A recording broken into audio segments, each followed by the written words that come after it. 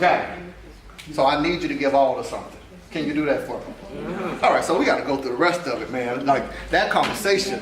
Matthew 22, verse 37. Love the Lord your God with all your heart. We'll start there. What is heart?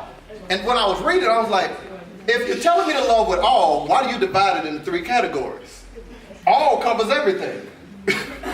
So why are you breaking it up and telling me disclaimers of 3 levels of love? Heart, mind, and soul. Like, hold on, I'm tripping. Like, you said, I need you to clean up everything in the house. Clean up the kitchen. Mom, I got everything. Like, what?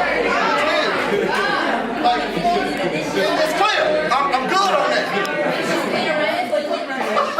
Your mom like that too?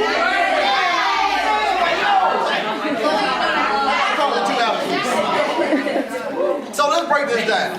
When he's saying love with all your heart, he's saying, yo, love with your emotion. Like, I need you to feel this. I need you to feel it. Like, this can't be something that you're like, I don't care. Like, it's got to be something that you are emotionally connected to. That I want you to love me with your emotions. That you feel some type of way if you ain't spend time with me. That you feel some type of way if you didn't talk to me. That you feel some type of way like you love me so much that if something happens to somebody else I love, it bothers you. Like my uncle passed away earlier this year, probably one of the toughest blows I took in a while. A few months after that, one of my best friends that I've known since I was 4 months old passed away tragically. Can you imagine me being in a relationship with somebody that can care less that I took a loss like that? Like when he say love with all your heart, he's saying be emotionally connected to not just what happens in your life, but something that happens to somebody else that I care about. If it happens to your pastor, if it happens to your friend, if it happens to your mother, if it happens, connect yourself to me so much that if what I care about, you care about. Love with all your heart. Like, you got to feel this. Like, feel the emotion of it. Then he says, love with all your mind, which means I got to put my head into it. Like, you're going to go all day and, oh my God, I forgot all of it. How could you forget? If you love with all your heart, emotionally connect to it, love with all your mind, you mentally connected to it, then he says love with all your soul, which is the place of your decisions, followed by action. Hold on. So I'm going to love you with my emotion. I'm going to love you with my mind. And then I'm going to love you with my decisions that guards my action to respond in a way that shows I'm in love with you. Okay, I used to be slow too, so let me back it on up. I think I lost somebody. It was like, okay. 1 + 1, we ain't even on math. Okay. I'm going to love you with all my heart, which is my emotions. I'm going to love you with all my mind, which is my thoughts. And then I'm going to love you with all my soul, which is my decisions. Followed by, oh my God. Okay. Which means, if, you good now? Yeah. Okay. So this is why he never has to have the conversation to legislate with the man about rules and regulations. If somebody loves you with all their heart, mind, and soul, I ain't got to talk to you about cheating. Because now your response to me, because you're connected to me, anything that hurts me hurts you. I don't have to talk to you about rules and say, don't do this, thou shalt not do this, thou shalt not do this. If you love me with all, heart, your emotion, head, your thoughts, soul, your decisions followed by action, cheating is the least of my worries. Because you're too connected to me to ever do something to disappoint me. If any person ever loves you with all, even if they get through, even if emotionally they're not connected to it because they decide to be selfish, and even if their head is connected to it, at the moment of decision, it blocks their action because I love you that much. Like I couldn't look in your face and know I hurt you like that. Like when you think about it, like I couldn't look in my mother's face and know that I disappointed her. You got to get to a place with your relationship with God. Like it ain't even about other people. Like I could get away with some stuff, but it's like, yo, you've been rocking with me, man. Like you really helped me out. Like I'm 33 years old. I grew up in an environment where on this side of the road, my mother and father were pastors. On this side, every friend that I have sold dope and have been to jail or prison. I'm the only one of my friends from my neighborhood that hasn't been to prison. And I grew up in both worlds. You follow what I'm saying? Like I had a gun pulled to my head and the guy pulled the trigger and the gun jammed. And I ran across the street and literally saw it fire off. Like God been rocking with me like that. Like, yo, I remember getting pulled over by cops. Like, I'm just a real guy. Like, I remember being pulled over by cops, and one of my friends, I didn't know he had a warrant for his arrest, stuffed dope in the seat. And the cop literally put me in cuffs in the back of the seat, and I got pulled over literally like that's my parents' church sign. Like, yo, I'm gonna tell you the story real quick. The cop pulls me over, all my friends are now gone, and he puts me in the back of the car, and right before he gets ready to take me to jail, he says, hold on, son, who are you? I said, Marcus. He was like, no, who are you? I was like, Marcus Rosier. I'm thinking he thought that I lied about my identity. He was like, no, Marcus Rosier. No, who are you? I was like, you have my ID, Marcus Rosier. He was like, no. This seems like it isn't you. He said, you know what I'm going to do? I'm going to let you go. He said, but you got to do me a favor. You got to leave this city, and you got to leave them right here. Two of my friends still left there. He said, you got to leave them right here. And matter of fact, go to this church right here, pointing at my parents' church sign. He said, this is a Saturday night. We on our way to, how real can I keep it? We on our way to the strip club. That's what we're like, for real. We on our way to the strip club, and we had been full of the Spirit, you know, the kind you drink, not the kind you pray to. We were full of it. I'll drink to that.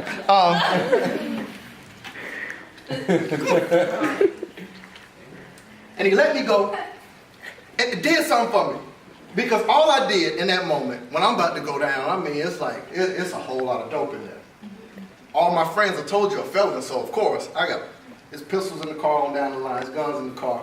So I'm thinking, yo, it's going to be a minute if I get out of here. I said, God, if you get me out of this. Right. Seconds later was when the cop came and said that. My relationship with God, I didn't find him in church, although I grew up in it. I found him at low points, like when somebody pull a gun at your head and literally you hear the trigger click and you think that's it for you, and I'm still here.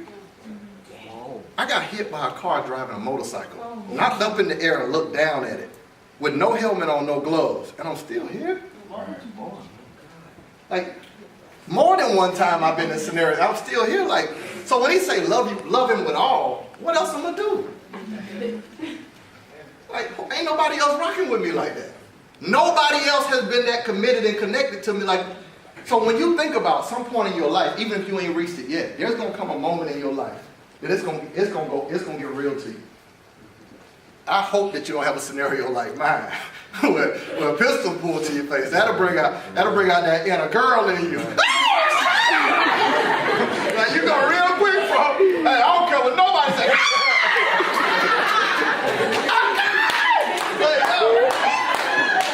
That changed the whole narrative. I'm talking before he pulled it out, I started hitting the girl like, is he gone yet? All right, let's be serious. All right. But for real. Like, that's a real moment that you feel that thing, that little bubble all in here. Everything all in here. Anybody got a bathroom? All right, so what I'm trying to tell you is, there's a moment in every person's life that you realize that it is not your parents' relationship. It's a necessity to have them. When I say him, it's a necessity to have God. Like, I don't know what I do. And look, the relationship is so real that I could be this. Like, you mean to tell me I don't have to be nothing else? I don't have to fake. I could just holler at him. I don't have to be on some real, some old random stuff like, God, straight up, you know your boy crazy. I'm going to do something real stupid if you don't look out for me. And he'll do that. Like, I can talk to him just like that. All right, so, what's the last thing I want to say to you? Love the Lord your God with, we in Matthew 22:37, in case y'all want to write that down. This is what I want to ask you. We were talking about environment earlier, right? And being in an environment that feeds you. So I want you to think about this with me. What environment do you need to be in that feeds your heart? Like, that gives you what you need to feel loved? Like, so if you were to finish this sentence, you don't have to do it right now. To be happy, I need blank. Like, I'm saying, like, really be serious and think through it just for a moment. Like, I like to kick it too, but really be serious. Like, fill in the sentence on your own. Let that be a thought. To feel happiness, I need blank. To feel love, I need blank. Like, how do you fill in that blank? To feel love, I need blank. What is it? Do I need a smile? Do I need interaction? Do I need time with you? Do I need you to say something nice to me? Like, you need to figure out what it is, because once you can fill in that blank, you can then start eliminating things that does not feed you. And you can start looking for the things that do. It's you filling it in, so I'm going to say it one more time. To feel love, I need blank. Like, what is that? All right, so I can't leave that scripture alone. I got to finish the last part of it. Matthew 22, verse 37. Love the Lord your God with all your heart, with all your mind, with all your soul. Let's break this down. Here's the last premise I want to give you. So, we're going to divide this into 3 parts, and basically what he's telling him in the conversation at the last part when he said love your neighbor as yourself, everything that you're going to do, it has to be in this order. Like, if you get this out of order, your life will be out of order. Like, this is a real deal. So he's basically saying that everything that we do is going to be this combination. Loving God, loving me, loving them. Loving God, that's first. That's the first order. Loving me, that's the second order. Like, all of me. Flaws and all, like from head to feet, like every part of it, then loving them. Loving God, loving me, loving them. Loving God, loving me, loving them. Whoa. Loving God, loving me, loving them. That's the cross. Loving God, loving me, loving them. Let me explain this. So if I only love God but hate myself, the order is gone. Because I should treat myself the way God would treat me. If I only love me and don't love them, I'm narcissistic and selfish, and I ruin the order because God loves me. And because I'm emotionally connected, I spread his love to other people.